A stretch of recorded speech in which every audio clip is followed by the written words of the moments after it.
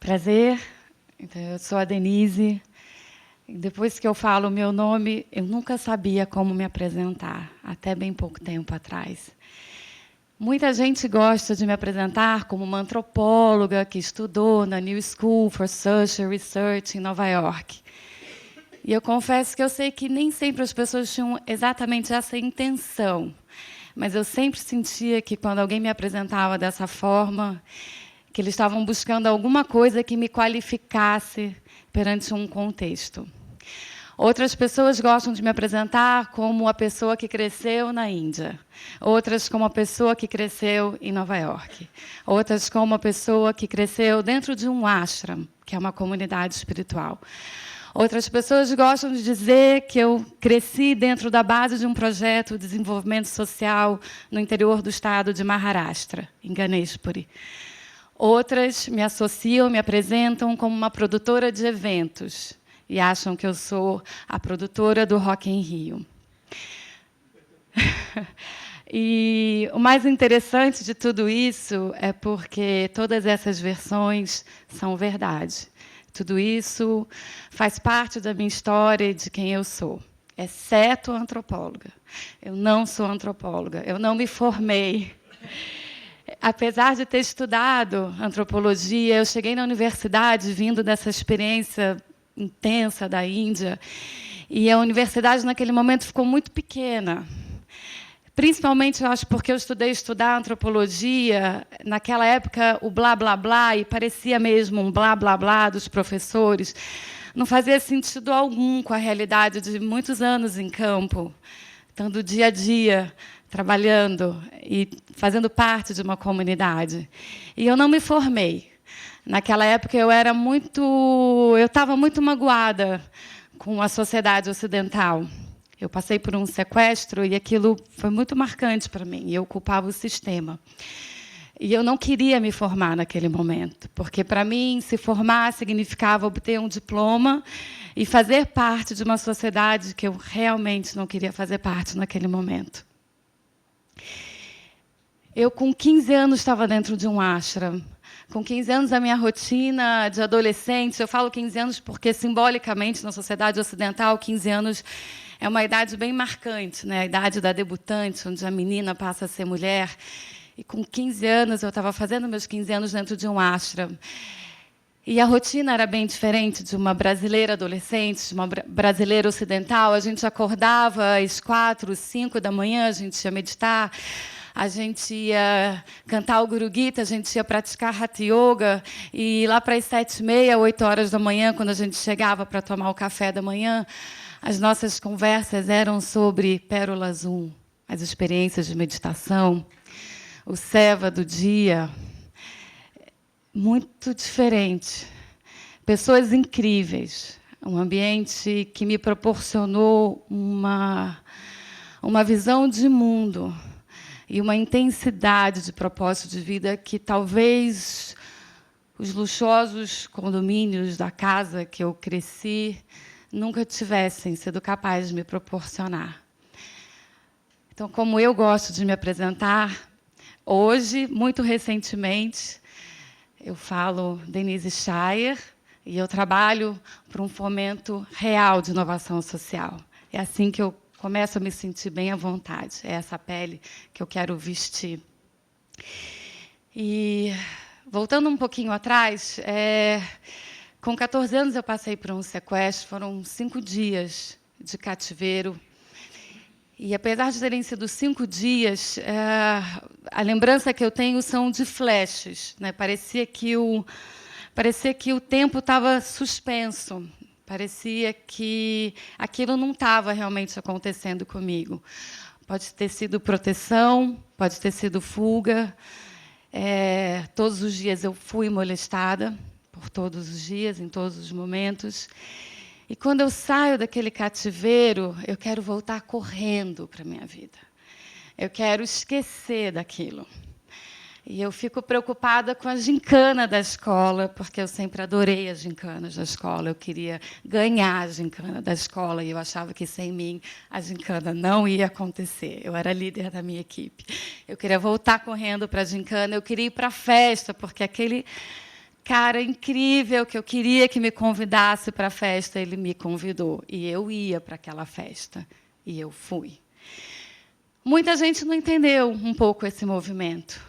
Nem sei se era um processo consciente, mas tudo o que eu queria era fugir, correr e esquecer daquilo tudo e voltar para a minha vida.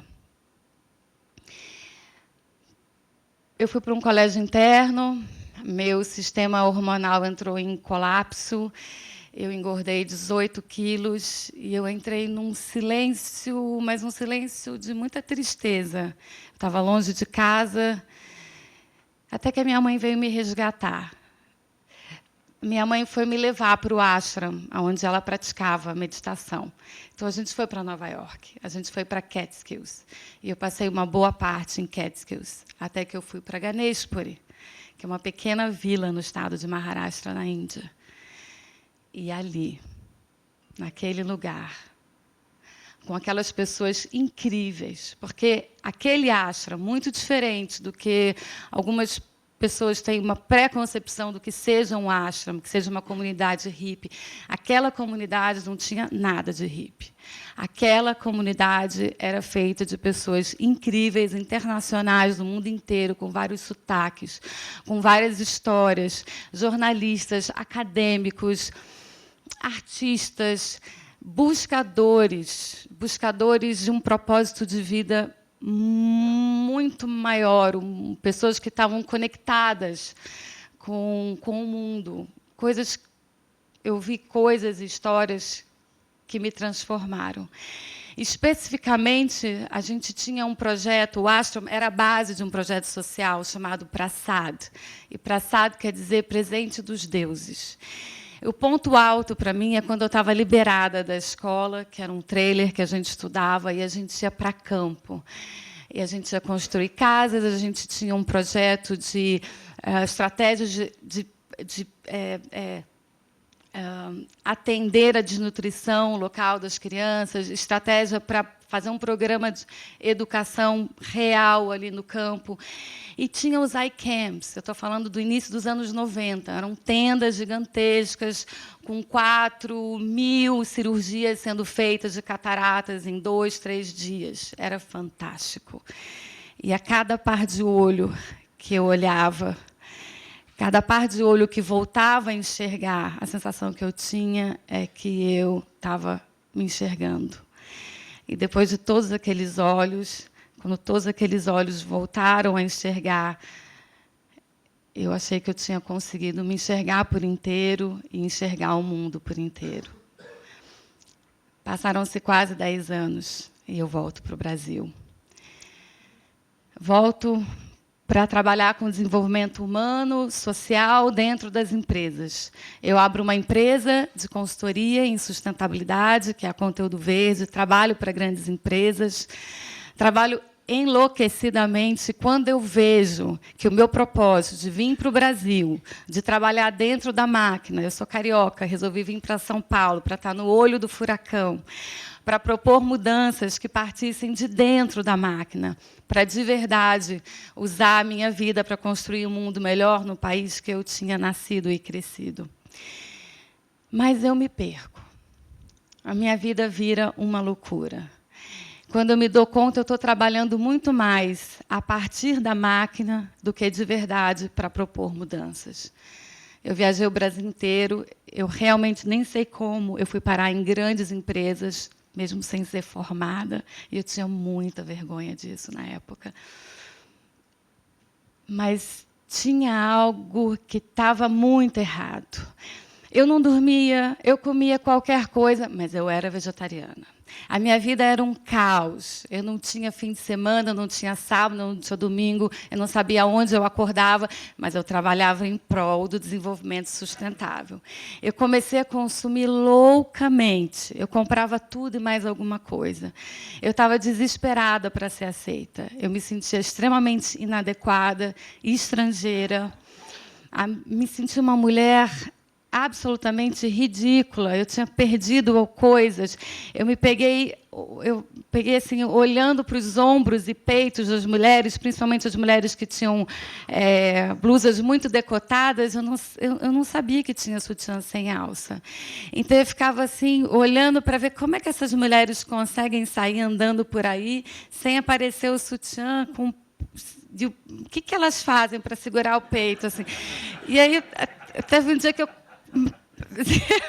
É verdade. Eu não tinha bolsa, assim, eu não carregar o quê na bolsa, né? Eu escovava o cabelo de manhã para sair de casa, né? Maquiagem, eu não sabia me maquiar, eu não tinha brinco, eu não tinha anel. Eu acho que por todo o batismo, por toda a história, parecia que eu tinha renascido na Índia. Eu já não sabia mais de nada. E eu comecei a comprar tudo, porque eu queria pertencer àquilo. Eu tinha um amigo meu que eu brincava com ele, eu alugava ele no fim de semana, ou no fim de semana, eu alugava ele durante a semana para ir comigo em algumas reuniões, porque eu sabia que ia fazer diferença um homem mais velho, de barba, terno e gravata, para poder trazer alguma estabilidade quando eu estava entrando numa nova empresa. Era um sócio que nunca aparecia. E eu não tinha me dado conta, porque eu tinha todo o guideline sustentável, até que um dia, todo o rótulo de fora sustentável. Até que um dia eu me vi dentro de uma loja, um mês antes do meu aniversário, comprando 4 vestidos, de uma estilista caríssima, 4 vestidos, para decidir qual dos vestidos eu ia usar no meu aniversário. Nem preciso dizer que eu não usei nenhum dos 4 vestidos. Mas eu tinha todo o guideline da sustentabilidade. Olha, uma estilista brasileira, com produção local, top 5, consumo sustentável.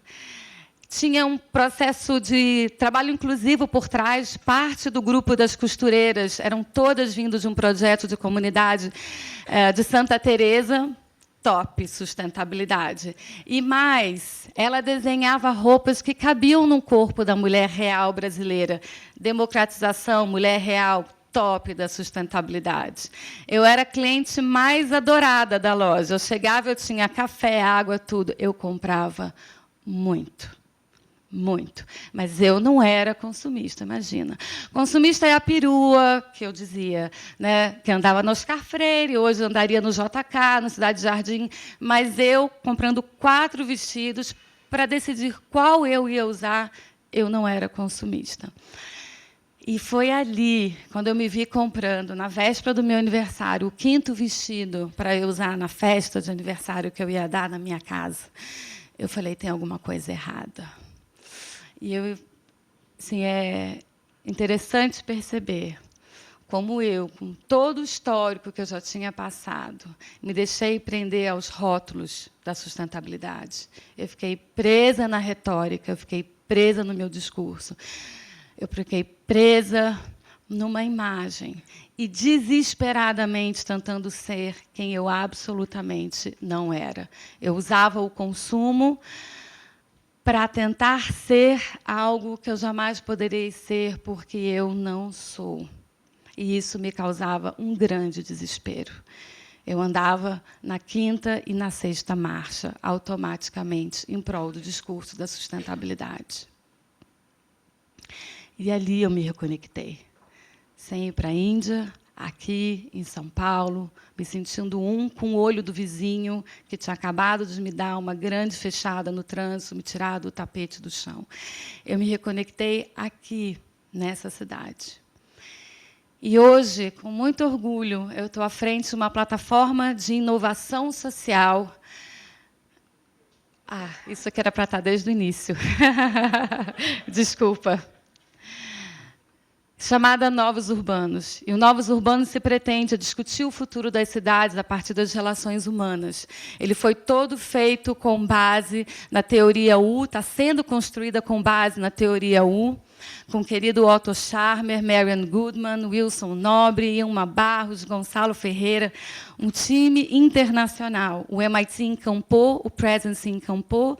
A gente está lançando em fevereiro de 2014 em Boston, a Praça Piloto vai ser o Rio de Janeiro. E no Novos Urbanos a gente questiona do que é feita a nossa cidade, de quem é feita a cidade onde a gente mora, se o lugar que a gente vive tem a nossa cara, se não tem, tem a cara de quem? Se a gente transforma de verdade a rotina urbana ou se a rotina urbana transforma a gente. No Novos Urbanos, a gente pergunta, é possível mudar o coletivo, mas é possível mudar você? O ponto de partida é o desafio individual. E hoje o meu convite para todos nós e para mim é para que a gente não desperdice as nossas vidas na superfície da vida, que a gente de verdade, que sejamos cidadãos vivos, que tenhamos a consciência que nós somos o tecido vivo da cidade e do país que a gente mora. Cidade sustentável, para mim, é uma cidade viva. E uma cidade viva precisa de tecido vivo. Que sejamos cidadãos vivos. Mohamed Yunus fala uma coisa muito interessante, que o futuro não é algo pronto, que a gente está aqui esperando para que ele se aproxime, para que a gente, então, possa viver esse tal futuro que se encontra pronto. Otto Scharmer fala que o futuro emerge no presente.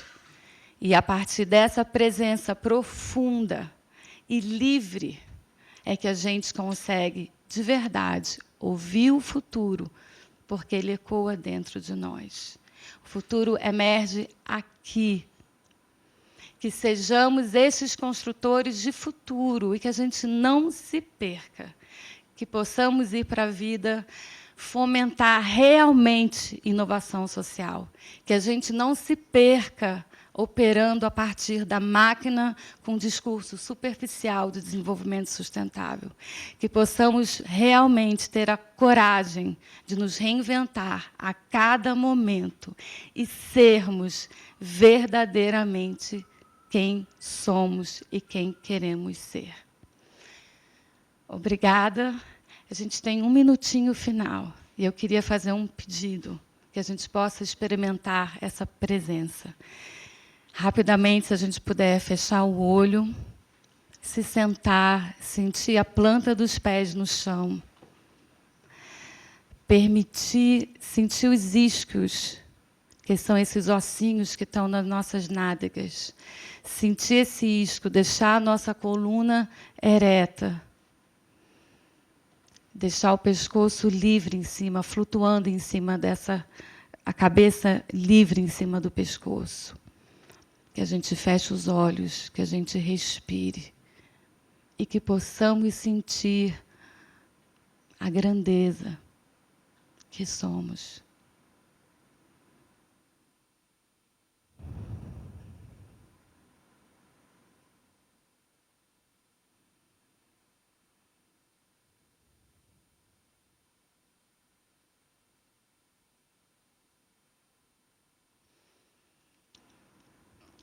Muito obrigada. Um feliz futuro para todos nós. Uma feliz São Paulo. Um feliz Brasil para todos nós. Obrigada.